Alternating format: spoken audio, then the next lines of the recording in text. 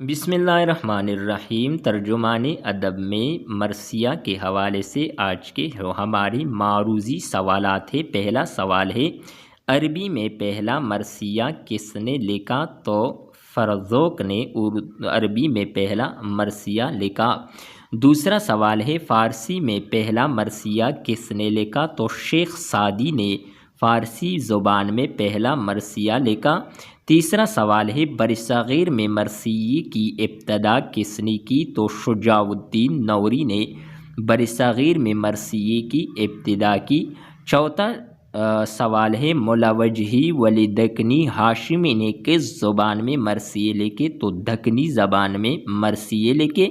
پانچواں سوال ہے، مرثیے کو مسدس کی شکل میں لکھنے کا آغاز کس شاعر نے کیا؟ تو مرزا رفیع سودا نے سب سے پہلے مرثیے کو مسدس کی شکل میں لکھا۔